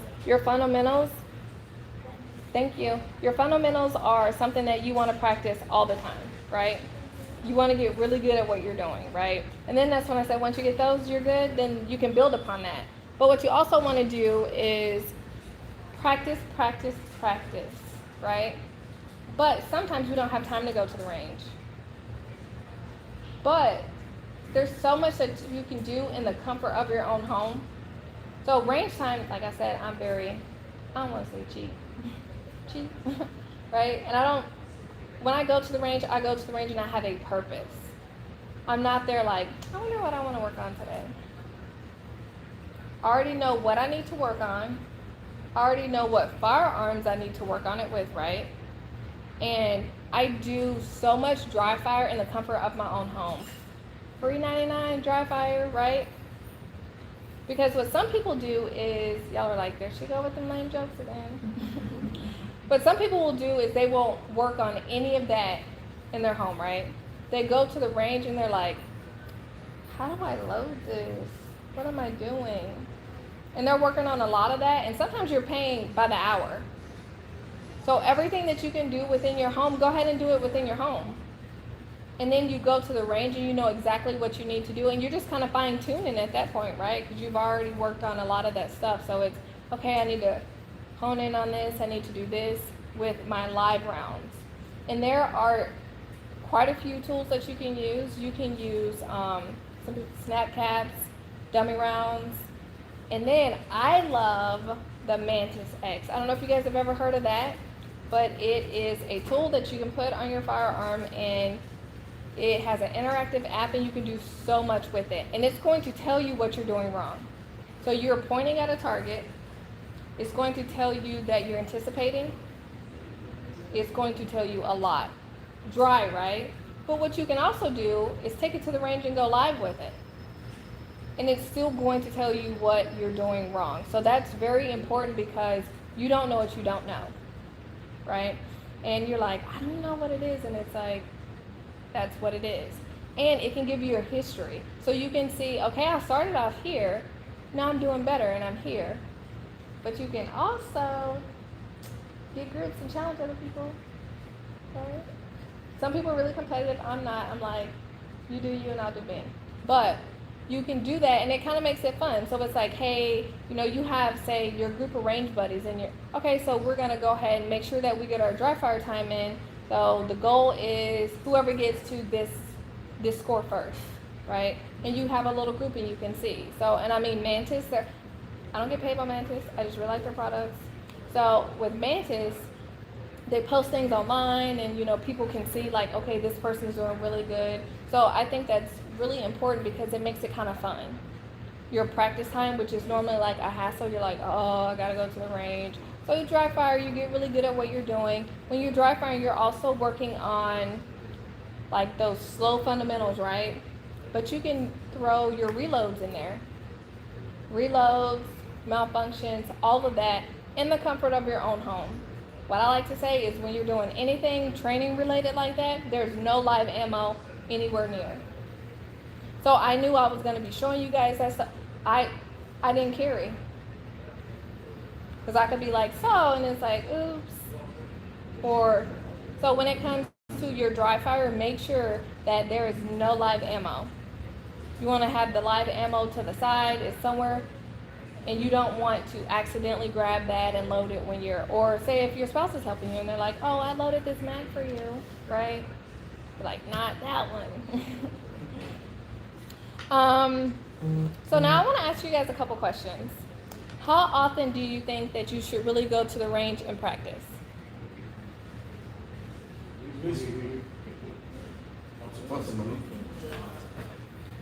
I would say at a minimum, and you need to go once a month, right? Because what if you haven't been to the range in 3 months and now you have to use it? And you're like, I wasn't really good at this, and then now you're like, oh. So if you can't get to the range, there's always dry fire. and you're practicing. It's all about that muscle memory. So you're doing it and you're like, okay, this is good. Very important. If you do not have time to get to the range, sometime last year I was sick. I couldn't go to the range. I was still dry firing. I was still carrying. So that was really important to me to not lose these skills that I've been working on, you know, because you can easily lose some of these things, you know. You're like, no. Okay, there it is. And then once you get it, you're like, okay. Or if you're carrying in different areas. How often do you think you should dry fire? Is that a trick question? Daily. Daily? If you can, daily. So think about, do you have an extra 30 minutes in your day? 30 minutes, right? Think about how much you can get accomplished in 30 minutes. I can clean out my kitchen in 30 minutes, right? So with dry fire, think about what you can do in 30 minutes. You're taking that 30 minutes out and maybe you do it as like a family, right? Husband, wife, or, you know, the kids are like, let's see who can get their gun out quickest, you know? You can make this fun. And that's what I like to do is I like to make this work into my lifestyle. It's not me going, oh my God, like, so I mean, with me and my spouse, we were both working full time, didn't have a lot of time. Okay, so now we're gonna go to the range together. That was time together. That was something that he enjoyed doing. Me, not so much, right? So I gotta go do something I like next. But it was, you know, you have to make it work. I teach kids as well. I think it's very important to teach children about firearm safety, especially if you're gonna have it in your home. But we also have the thing on the flip side that they are introducing guns into the schools as well. And then you don't know what your kids are going to be exposed to when they're not around you. So they spend a lot of their time away from their parents. So if they were to encounter a firearm, what do they need to do? They need to know. So I have a lot of parents who will either do a group session as a family, and I never would have thought it would have brought kids like so close. It's like, no, I don't want to play video games on the weekend anymore. What I want to do is that, can we go to the range? Or hey, can we go hunting? Or I like this, it's fun. Because you can make it to where they're actually enjoying it. But on the flip side, they're learning a skill to protect themselves, right? And that's just something that is invaluable. I don't care if it's male, female, you need to know how to defend yourself. So, do any of you guys dry fire now? And if you do, what are some of the tools that you use?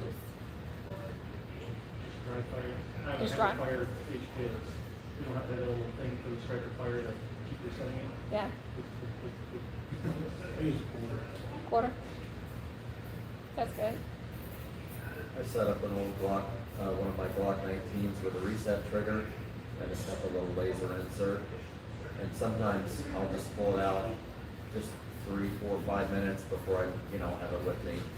And I got little things set up. It's my shop, so I can get away with it. But I found that just in that, even if it's just 5 minutes, that my time at the range is, my quality of time at the range has been improving.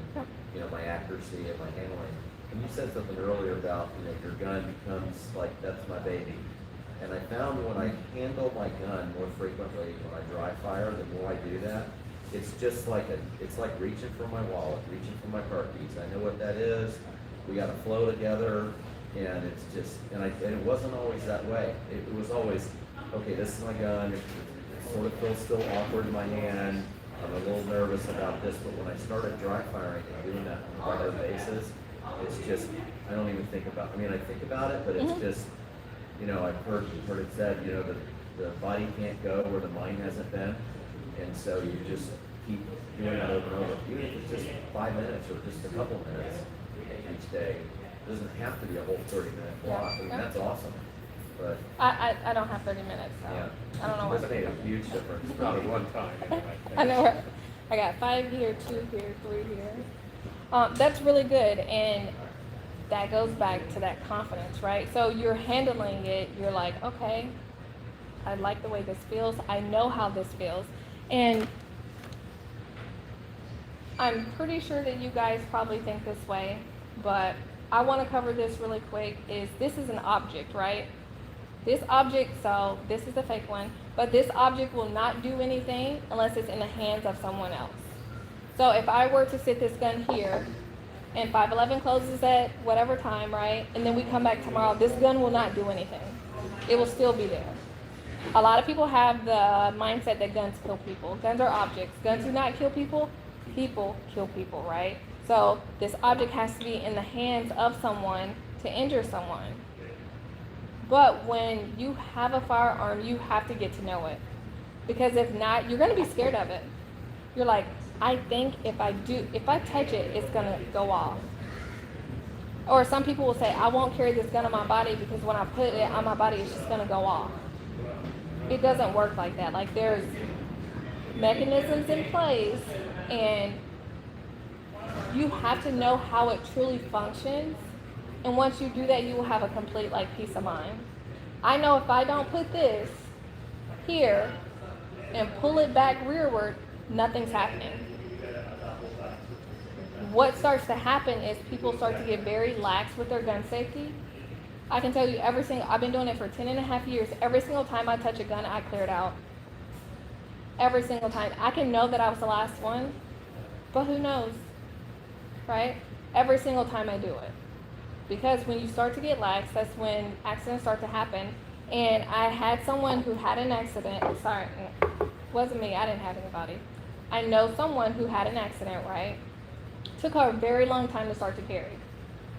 She had an accident. She was tired. It happens, right? But you have a lapse in judgment, right? You're not following the true gun safety rules if you have an accident. If you keep your finger off the trigger until you're ready to shoot it, will you be able to truly have an accident? No, because your finger's not going to be on the trigger.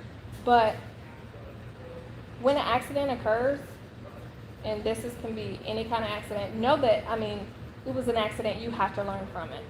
But that was back in November, and we are in July, almost August now. She has not carried a gun since then. So you have to make sure that you're doing, and if you consciously have to think about it every single time, so, all right, so drop my mag, my gun's unsafe. If you have to do that, do it. If you feel like you're tired and you just can't tonight, you need to put it somewhere to where it's going to be safe. But if you have to do all of this to put it in your safe, and if there's a possibility that you are tired and you may have a lapse in judgment, don't do it. Because a lot of the people that I talked to that had accidents, they were tired.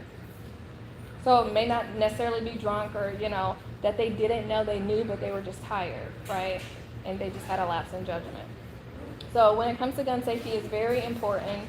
Guns do not shoot people, just like cars don't get in accidents by themselves. Someone's behind it. Teslas, but it is what it is. But so someone is driving this vehicle, right? That vehicle doesn't just back up from your driveway and then go up to the expressway and then bam, get in an accident. Same thing. So you have to know how the firearm works, and once you know how the firearm works, then I feel empowered. I know that I have something on me that whoever I encounter, right? I have X amount of bullets on me. Once I deliver these well-placed shots, I'll be able to stop a threat. So I'm not scared. I'm proactive. And I want you to be proactive, so if you don't have a license and you feel like you need a license, so if you don't have a license, I will encourage you to get a license if you meet the requirements. Florida is a shall issue state, so if you meet those requirements, they shall issue your license. And if you are a Florida resident, then it will be $97. I encourage people to set up an appointment, so they have it to where you take a class. After you take the class, you will get a certificate. Once you get that certificate, I encourage all of my students to go online, set up an appointment, so I haven't been to DMV in forever, but DMV, if you go online and you set up an appointment, right, so that you can go in and you can be seen at a certain time. Do not snail mail it, because if you snail mail it, they're going to snail mail you back if something's wrong. And you just want to go ahead and get it, right? So you can also set up an appointment where you go in, they take care of everything, they do your fingerprints there, they do everything there. And you know it's done right. And then they will submit it. And I had someone that took a class in May, and she had her license within 30 days. So I mean, that's really good. Me, a week to get mine. A week? Where you live?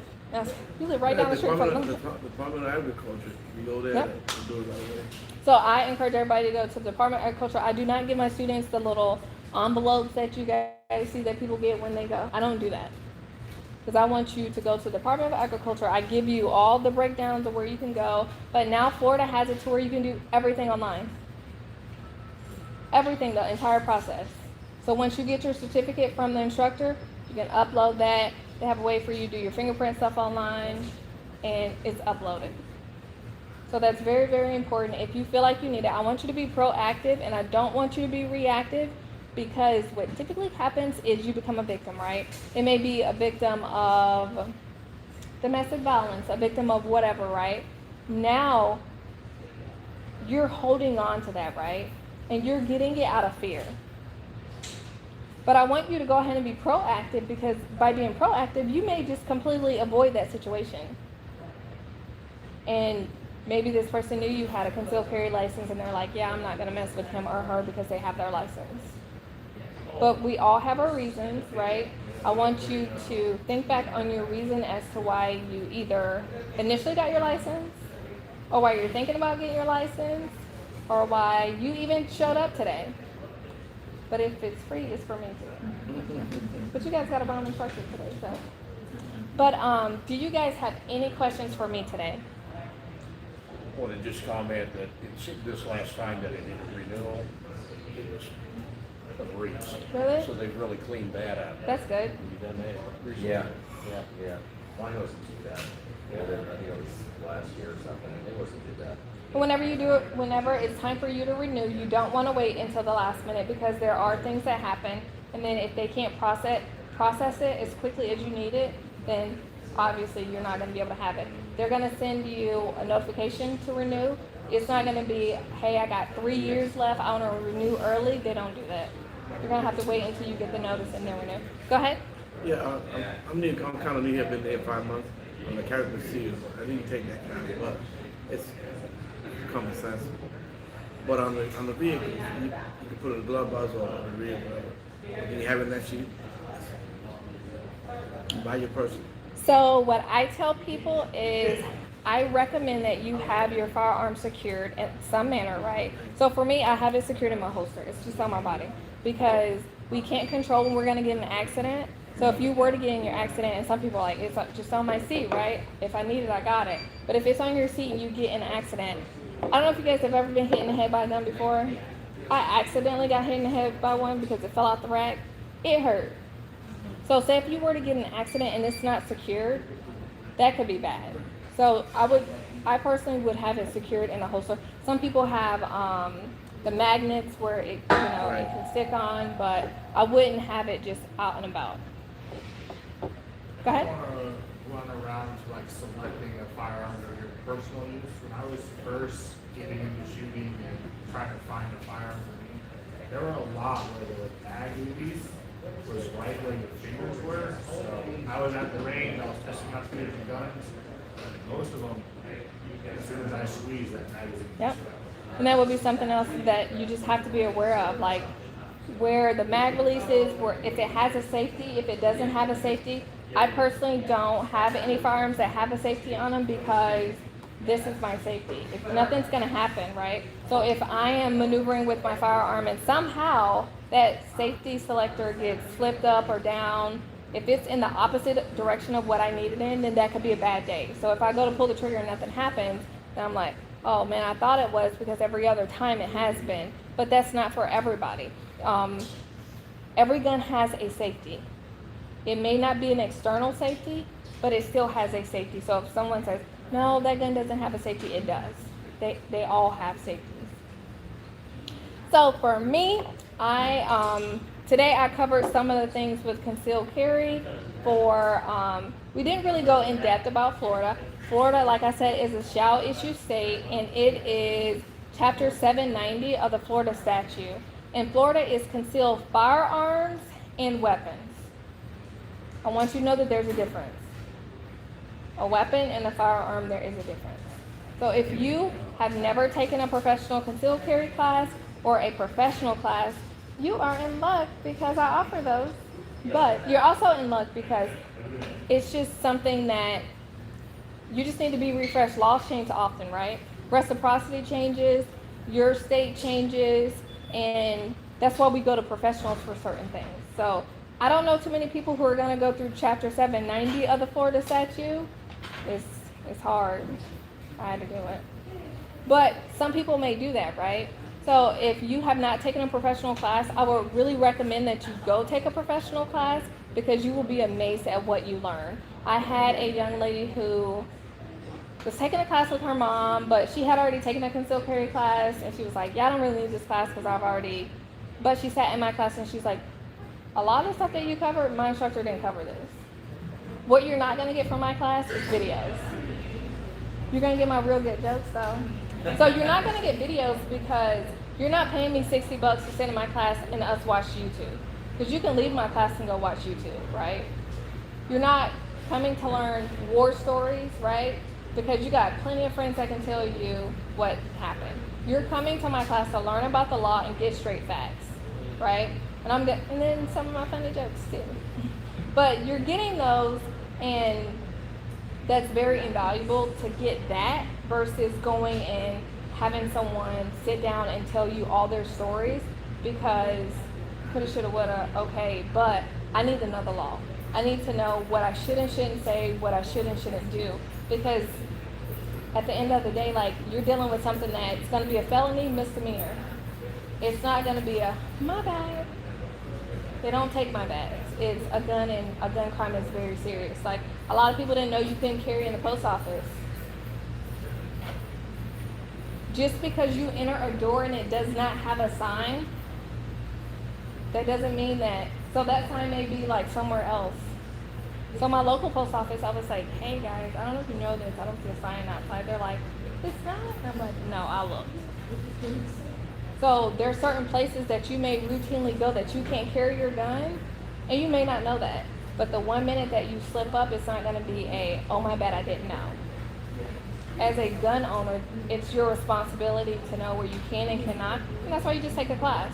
But some of the other classes that I offer, so I do the Florida Concealed Carry classes, and I normally do one concealed class a month, and then I do one intro to pistol class a month, or one other class a month. I do intro to pistol classes. I also do gun cleaning workshops. If you don't know how to clean your gun, then you're doing yourself a disservice as well, because when you clean it, when you go to pull it out, you want it to always go bang, right? I also do private lessons. Some people are very nervous, scared. They want that one-on-one environment. One-on-one environment, you're getting my undivided attention. I'm not answering anyone else's questions, but you're paying for that, right? My undivided attention. And then I do private group sessions. Like one lady, she was like, I can never shoot a gun. Oh my God. She saw my shirt. I went to go grab dinner one day after a class. She was like, oh my God, girl, are you a hairstylist? And I was like, that's a gun. No, I'm not, right? And she was like, oh my God, you shoot, like I could never do that. So for her birthday, she got a group of her friends together and they took the class to get their concealed license, and they shot guns for the first time. But every time someone does something like that, they feel so empowered. They feel confident. And then I do kids classes as well. Like I said, I have 2 kids. I'm really big on teaching children because I feel like right now, the way that the U.S. is, either you're pro-Second Amendment or you're anti-Second Amendment, right? There's not a lot of stragglers out there. But I feel like it's our responsibility to teach the children, right, to defend this right, because we don't want this right to be taken away from us. But we also teach them the right things, like this is how you properly handle it, because there may be a possibility that I may be incapacitated and my children may have to defend us. Or they may have to defend themselves, like if there's a gunman in the school. So I want them to know how to properly use it, but they also know how to properly use it. So if they're somewhere and they're like, no, you don't ever pull that trigger, like don't do that, you don't ever point that at anybody. That's very important as well. So, and then I do rifle classes as well. Yeah, I do a little bit of everything, right? But I do personalized classes. So if you were to contact me and say, hey, I'm thinking about this, I want to know what your needs are. I'm going to refer you to my website so that you see what each class entails. And you just have to be informed on what you want, what you don't want. But like I said, I have a lot of experience. I'm really big on you being comfortable. Because if you're not comfortable, you're not going to do it. If someone else buys a gun for you and they're like, oh, okay, yeah, like, this is for you, and you're like, I don't even like this, then you're not going to carry it. So involve that other person in the process. Like, if you can make it fun, try to make it a little fun. I'm not saying shooting guns is fun. Some people do have fun, right?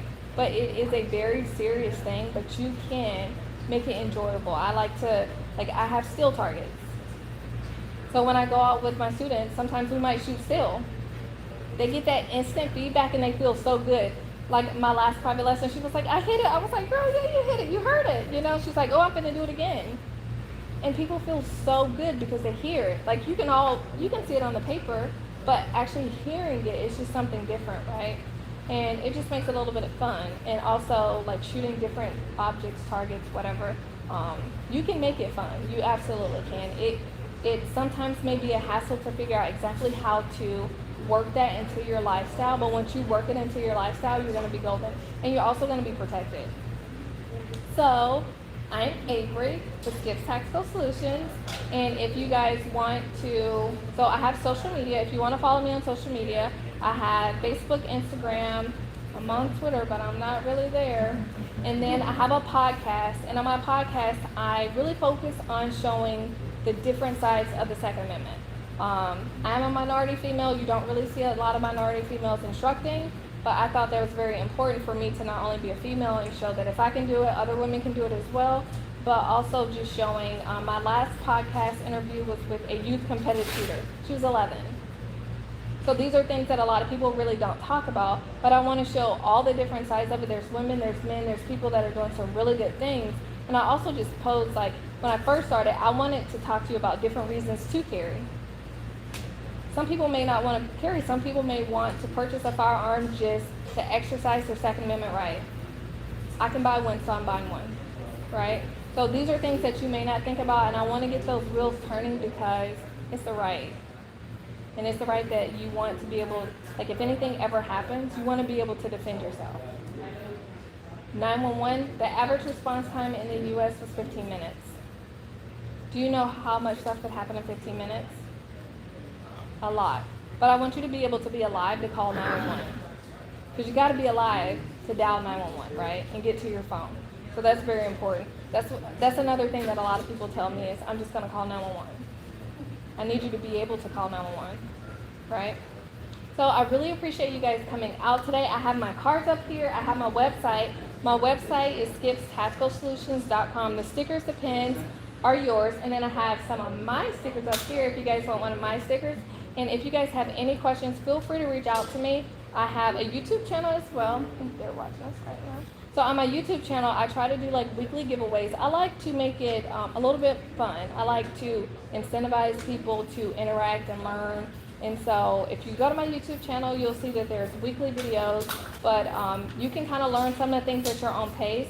So I do a weekly video every Thursday at 8 p.m. and people send me in questions. We talk about these things live, or I have different things that I go over.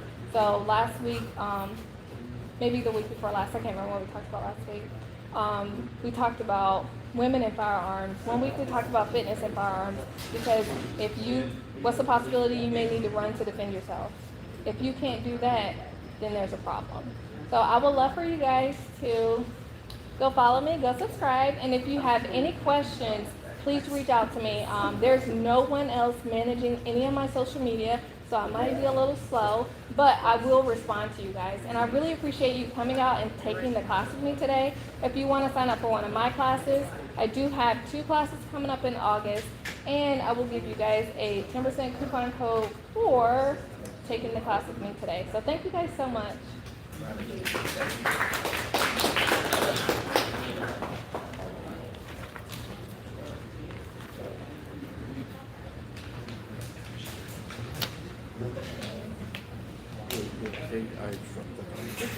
I NRA. You got a range you know? I use a few different ones. I use Guncraft, I use Indoor Shooting Company. It all depends on the class. And my lady, she's a lefty, you know, she got a couple of phones and she's Okay. like, I want to get to come over. She wants to, you know, try out there. She wants to get the big guys. She needs to do something like that. Possibly, you know, So that's me. because she may be able to handle the bigger gun better than the smaller gun. That's fine. No recall? You know, Someone in my other phone. Oh, okay. I recommend a lot of guns like 380 maybe. But I'll leave it on that. So, and then also I want to remind you guys that they have 20% off in the store, and you can also get 20% off online. Cool. Thank you. Thank you. Thank you guys so much. Thank you. And do you guys have any feedback for me? I'm all big on feedback. I want to know. You want what? So I want to know about that. Is that what you used to? Mhm. When you're wearing? You can try it. Thank you, ma'am. Yeah, no problem. Thank you. It was so nice to meet you guys. All right, thanks. Write down that system that you were talking about for the, you know, like The Mantis, I think it was. Let's see, it's got a history there. and work. Maggie, or, It just goes around here. It's his card. oh, it's like a, Or maybe the cards. Yeah, it's what are the those things card. called? Oh, actually, Cutscenes? Can you take a picture of that? Yeah. Because I'm guessing your phone is out.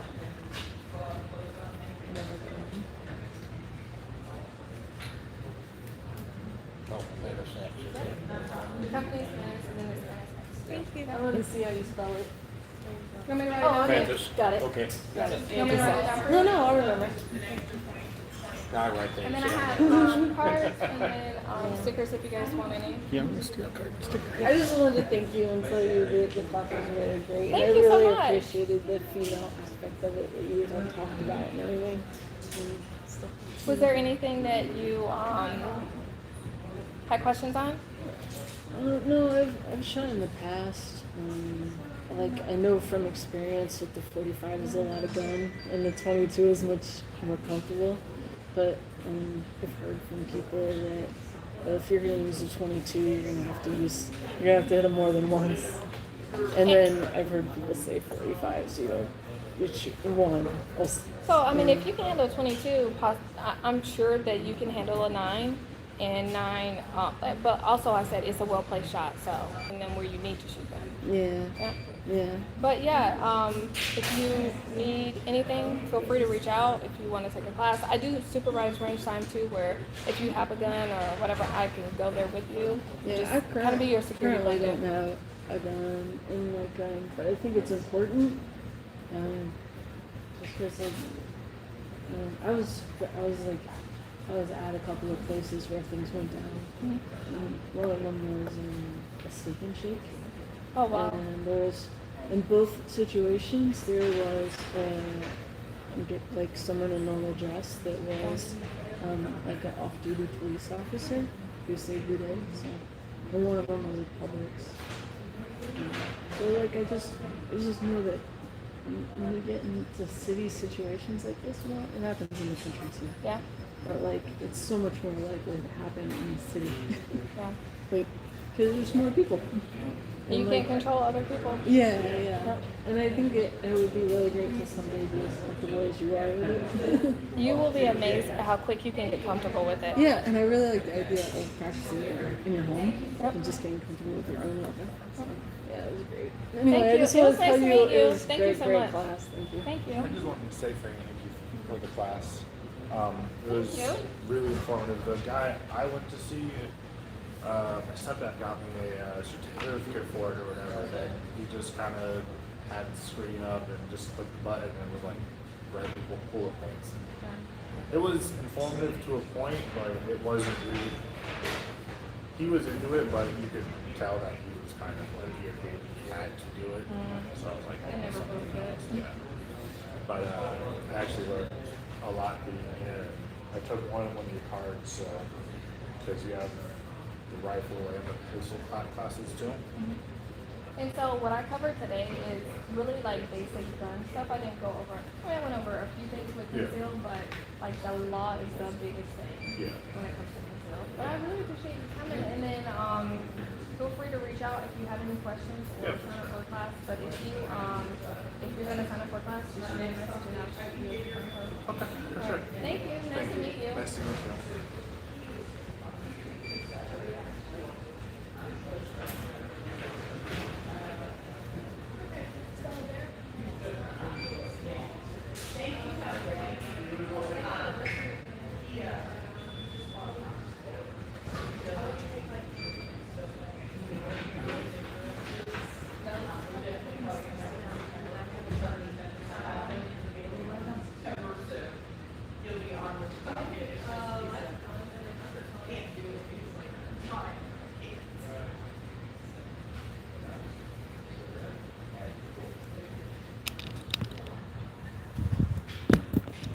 Hey guys.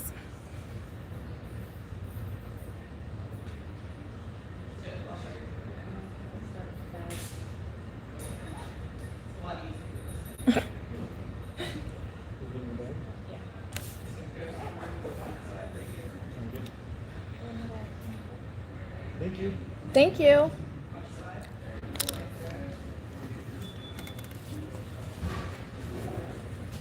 $9 million. It's not that hot here. Actually, it's a little bit chillier. No, ma'am. Actually, this one is I mine. thought it was Skips. Yeah. Okay, awesome. Great, thank you. Thank you. Did you get a card? Let me get a card too. Because I think I have a teenage son too that I want to Okay. involve in the process. Nice. Cool. Thank you.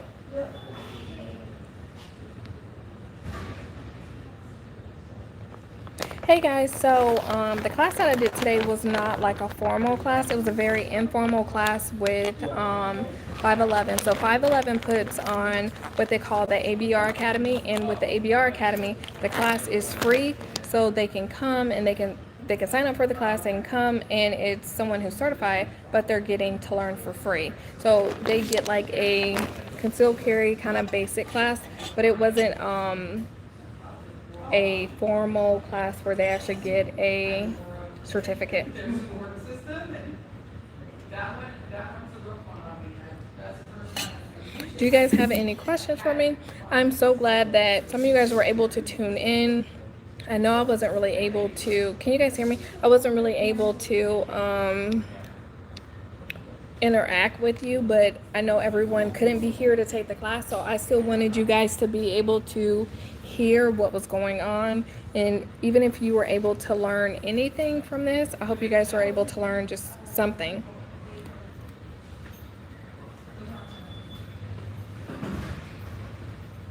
And I don't know if you have a 511 where you're located, but if you have a 511, then I think you need to check it out, because they have a lot of free classes for you to take. And with those free classes, you're getting free information. You can't go wrong with free info.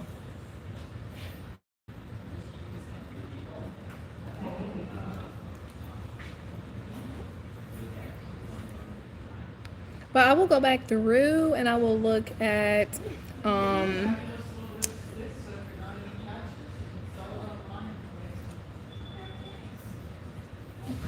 thanks for tuning in, Two Gun. Thanks for tuning in for everybody that tuned in.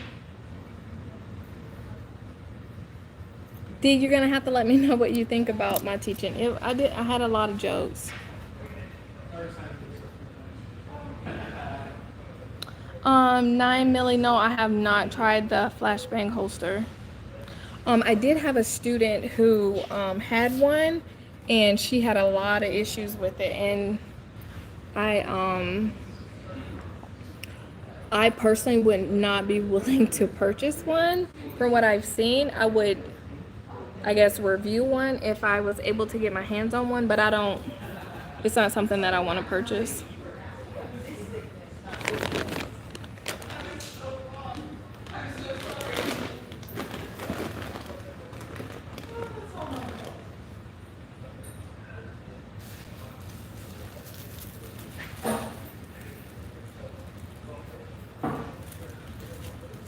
But I really appreciate you guys. This was fun. This was my first ABR Academy, and it's nice to be able to meet people who had no idea who I was, and there were actually some people in here who have not taken a class before, so they were able to learn, and there were a few females in here as well, and they were able to learn from a female's perspective. And I don't know if you guys heard the one female say that she appreciated hearing it from a female's perspective.